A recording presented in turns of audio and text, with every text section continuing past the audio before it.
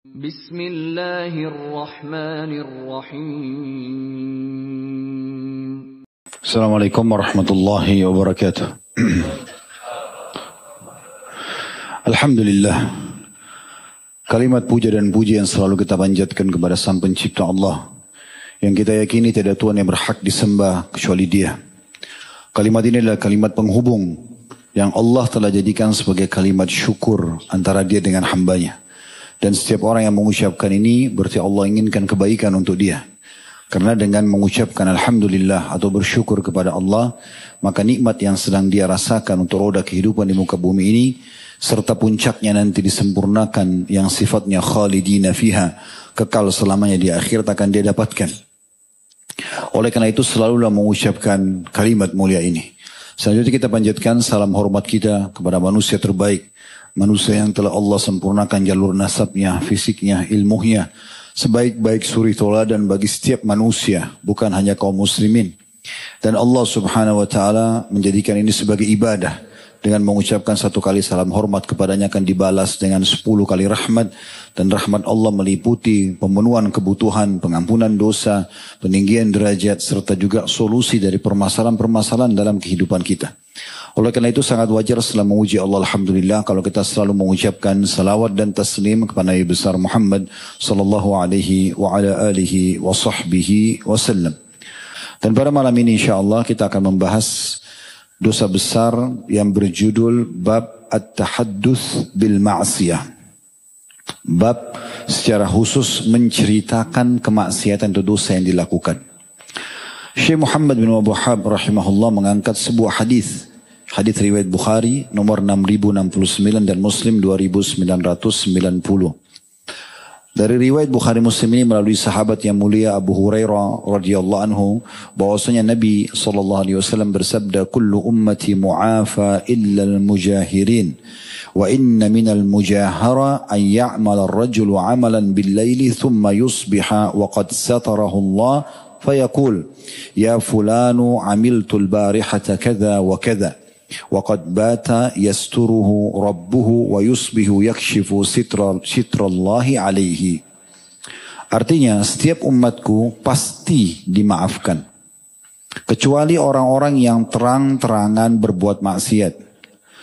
Sesungguhnya termasuk salah satu contoh dari sikap terang-terangan dalam bermaksiat adalah bila seseorang berbuat sesuatu pada malam hari, maksudnya dosa, kemudian dia melewati malam tersebut sampai pagi hari dalam keadaan Allah telah menutupi perbuatan salahnya itu. Maksudnya tidak ada yang tahu. Kemudian si pelaku berkata, "Wahai fulan," dia bilang sama teman-temannya, "aku semalam telah berbuat begini dan begitu." Padahal pada malam itu Robnya telah menutupinya, maksudnya menutupi dosanya. Kemudian pada pagi hari dia justru yang membuka tabir yang diberikan Allah atasnya. Dari hadis ini banyak sekali kita bisa kutip faedah-faedah sebelum kita masuk ke bahasan lebih dalam. Yang pertama faedahnya adalah semua umat Islam akan dimaafkan. Tinggal terbagi dosa kecil dan dosa besar. Kalau dosa kecil, semua amal saleh bisa membersihkan dosa-dosa kecil. Wudu, salat, sedekah, baca Quran, zikir, berdoa, silaturahim keluarga, jenguk orang sakit, majelis ilmu, semua ini bisa membersihkan dosa-dosa kecil. Tapi kalau dosa besar yang sedang kita bahas itu membutuhkan taubat nasuha yang telah Imam Nawawi rahimahullah sebutkan syaratnya. Meninggalkan dosa itu seketika, menyesali dan janji sama Allah tidak akan mengulanginya. Lalu Allah subhanahu wa ta'ala akan memaafkan. Jadi kalau dosa kecil, dosa besar semua bisa dimaafkan dari umat ini.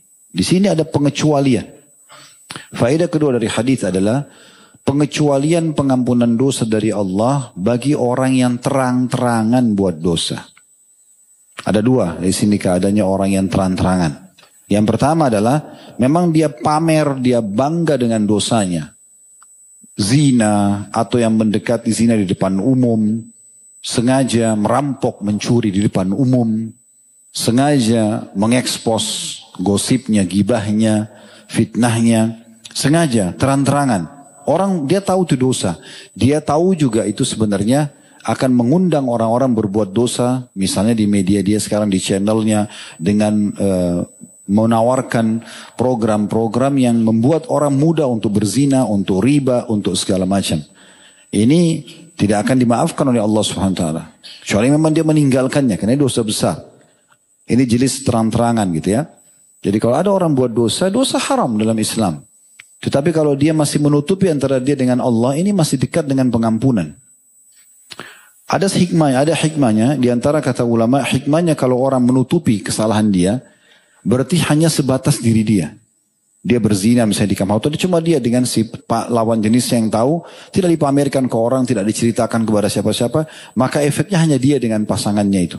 Tapi kapan dia ceritakan, cerita ini akan ditunggangi oleh syaitan untuk memotivasi orang yang sedang mendengarkan dari teman-teman, kerabatnya, tetangganya, lawan ngomongnya di luar tempat maksiat tersebut agar melakukan perbuatan itu. Bukankah sekarang kalau manusia gampang terpengaruh ya. Kalau ada orang yang berbuat zina misalnya semalam naudzubillah, lalu dia menggambarkan kepada kita bagaimana dahsyatnya, bagaimana nikmatnya, bagaimana mudahnya dan segala macam. Pasti di antara kita ada yang termotivasi. Karena itu hanya oleh syaitan. Sebagaimana juga kalau ada yang bercerita di depan kita tentang sesuatu yang baik, masalah keimanan. Kemarin kita hadir di majelis ilmu ada cerita ini dan itu dan menambah iman. Oh saya sempat tersentuh dan seterusnya. Akhirnya nanti orang lain tersentuh untuk juga hadir dalam majelis ilmu. Memang sudah seperti itu. Jadi efeknya bahaya sekali. Orang kalau menceritakan atau terang-terangan dalam melakukan perbuatan dosa. Itu yang pertama. Yang kedua adalah yang disebutkan dalam hadis ini. Dia kalau tadi terang-terangan melakukan perbuatannya. Kalau yang kedua adalah menceritakan perbuatannya. Jadi ada tadi pelaku yang terang-terangan. Dia sengaja di depan umum ciuman, pelukan. Dia sengaja menunjukkan itu. Ini terang-terangan. Dan yang kedua adalah yang dimasukkan dalam hadis ini menceritakan. Dia bangga dengan dosa yang dia lakukan.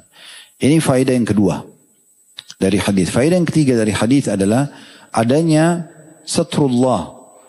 Allah menutupi aib hamba-hambanya. Allah menutupi aib hamba-hambanya. Dan ini satu hal yang luar biasa. Ya. Artinya Allah subhanahu wa ta'ala dilanggari. Tapi dia dengan kemahamurahannya mengetahui kelemahan hambanya lalu dia tutupin. Ya, sulit disamakan dengan manusia karena kalau kita sebagai pemilik perusahaan kemudian ada orang yang sengaja merusak citra perusahaan ya, melakukan pelanggaran-pelanggaran, tentu saja pemilik perusahaan malah kalau bisa diekspos, ini orang ini melanggar dari perusahaan saya berlepas diri, mungkin kalau manusia begitu, tapi Allah Azza wa Jalla tidak. Kalau hambanya berbuat dosa maka dia pun menutupi dengan kemahamurahannya, memberikan kesempatan agar hamba tersebut bisa sadar dan kembali. Makanya Allah kirim sinyal-sinyalnya. Rasa takut, rasa khawatir. Kalau dia sudah, itu sebelum melakukan. Kalau dia sudah melakukan ada rasa penyesalan, ada peringatan-peringatan sampai kepada dia supaya dia meninggalkan perbuatan dosa tadi. Itu dulu secara umum seperti biasa kita membacakan tentang masalah apa yang ditulis oleh penulis. Tentu sekarang kita akan masuk lebih jauh tentang masalah syarah, ya, penjelasan tentang masalah ini. Saya akan mulai teman-teman sekalian dengan pentingnya seseorang itu menjauhi dosa. Sumber masalah kita semuanya, masalah apapun dosa. Tidak ada yang lain. Kalau antum sedang menghadapi permasalahan, pastikan itu adalah sumbernya dosa. Diambil daripada perkataan para salafus salih. Di antaranya dinukil dari Ali radhiyallahu anhu, beliau mengatakan yang aneh adalah orang yang binasa padahal keselamatan ada bersamanya. Perlu ditanya, apa keselamatan yang Anda maksudkan? Kata Ali, istighfar. Artinya, kalau orang buat dosa, makna perkataan beliau, binasa dia. Sama dengan orang kerja di perusahaan, dia melanggar. Kan dia sangat dekat dengan ancaman kan. Iya kalau cuma dikasih SP, surat peringatan saja. Ada orang langsung dikeluarkan dari perusahaan. Ada orang mungkin langsung dipotong gajinya misalnya.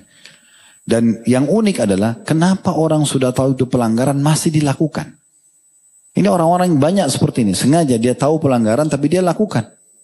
merusak citranya, menghilangkan peluang pendapatan rezeki halalnya misalnya. Itu kalau di perusahaan dia kerja. Nah ini kalau kita tarik garis lurusnya untuk menjelaskan saja. Tidak disamakan Allah dengan makhluknya. Kalau seseorang melanggar hukum Allah, maka dia sangat dekat dengan hukuman dan ancaman Allah. Ini berbahaya. Allah memang dari satu sisi, Innallaha ghafurur rahim. Allah maha pengampun dan maha pengasih. Tapi jangan lupa, Innallaha juga syadidul iqab. Allah sangat berat hukumannya. Itu yang Allah sebutkan dan perintahkan Nabi SAW untuk sampaikan. Nabi ibadi, sampaikan kepada hamba-hamba. Anni anal ghafurur rahim.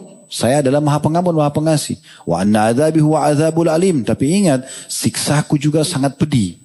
Artinya bagi orang yang baik, orang yang mau kembali kepadanya, melakukan ketaatan, maka akan mendapatkan sifat Allah, Ghafurur Rahim. Orang yang membangkang, orang yang selalu mau melakukan pelanggaran-pelanggaran, maka azabnya Allah pedih. Dan untuk apa kita masuk kepada pelanggaran? Sering kami ingatkan pada saat belajar tentang dosa-dosa besar ini teman-teman sekalian. Kalau dosa itu untuk dipelajari dan dijauhi. Gak usah dicoba. Oh babi itu haram. Saya mau coba dulu rasanya bagaimana. Nah penting. Zina itu haram. Saya mau tahu dulu zina itu bagaimana. Judi itu haram. Saya mau main judi dulu. Untuk apa? Jelas konsekuensinya ada hukuman. Gak usah. Pelajaran itu dijauhi. Amal soleh dipelajari untuk dikerjakan. Itu benar. Sibukkan diri kita dari kebaikan kepada kebaikan yang lain. Salah satu nama hari kiamat adalah Yaumal Khasrah. Yaum, hari penyesalan. Kata ulama, penyesalan terjadi pada hari kiamat untuk 3 golongan. Golongan yang pertama orang kafir, munafik, musyrik. Sudah jelas. Mereka menyesal kenapa mereka tidak sempat beriman. Bisa kembali ke surah Al-Mu'minun, surah nomor 23 ayat 99 sampai 115. Penjelasan tentang penyesalan mereka pada saat masuk neraka. Golongan kedua adalah orang-orang mukmin yang dikenal dengan istilah usatul mukminin. Orang mukmin yang banyak dosanya, masuk neraka dulu baru masuk surga. Sebenarnya mereka bisa, kalau mereka perbaikin di dunia, setelah ada saat berbuat dosa itu beristighfar, bertaubat, mereka tidak masuk neraka dulu. Karena berhasil dimaafkan oleh Allah karena mereka bertaubat. Ini umumnya banyak dalil tentang masalah Allah gembira dengan taubat hambanya. Ayat-ayat Al-Quran tentang masalah taubat banyak sekali. Ya. Di antara hadis Nabi SAW yang masyhur, hadis Qudsi. Hadis itu diriwayatkan oleh para ulama hadis yang berbunyi, Man da'ani fir rakhai ajabtuhu fi syiddah. Siapa yang berdoa kepadaku pada saat dia lagi lapang, lagi sehat, lagi gak ada masalah, maka aku akan menjawabnya dan memberikan solusi padanya di saat dia sedang genting. Wa man sa'alani a'taituhu. Siapa yang mohon kepadaku dengan cara yang benar, aku akan berikan. Wa man tawadha li rafa'tuhu. Siapa yang merendah karena aku, kata Allah, aku akan angkat derajatnya. Wa man tafarraga li rahimtuh. Siapa yang mengosongkan, meluangkan waktu untuk ibadah kepadaku, aku akan kasihi dia. Wa man istaghfarani ghafartu lahu. Dan siapa yang memohon ampun padaku, aku akan maafkan. Allah Subhanahu wa taala akan maafkan, gitu kan? Jadi tidak ada sesuatu yang menghalangi orang untuk tidak dihukum pada hari kiamat, kecuali memang dia sengaja menundanya. Ini menyesal mereka ini, golongan yang harus masuk neraka dulu karena dosanya lebih baik daripada amal soleh. Dan itu ada dari umat Muhammad sallallahu alaihi wasallam. Makanya dalam banyak hadis-hadis yang sahih, ini sudah kami bedah panjang lebar di bedah buku Rasulullah SAW cerita tentang surga dan neraka, gitu kan? Di antaranya hadis Nabi SAW yang berbunyi akan ada dari umatku yang tubuhnya itu bisa memenuhi setengah neraka, besar sekali, karena banyaknya dosa yang dia lakukan. Tapi dari umat Islam, jadi, itu ada terjadi. Ini penyesalan. Penyesalan yang ketiga. Ini yang saya ingin digarisbawahi. Penyesalan orang-orang beriman yang masuk ke dalam surga atas banyaknya peluang amal soleh selama di dunia mereka luput. Mereka sia-siakan. Kan cuma sunnah. Puasa sunnah, zikir, habis sholat, sholat sunnah, sholat qiyamul lail misalnya, istighfar, sedekah, umroh. Yang sunnah-sunnah. Udahlah, itu kan cuma sunnah. Gak usah dikerjakan. Nanti mereka akan menyesal. Penyesalannya setelah masuk surga. Karena mereka harusnya kalau kerjakan selama dunia, mereka akan sampai ke derajat yang lebih tinggi. Tapi mereka menyesal juga pada saat itu.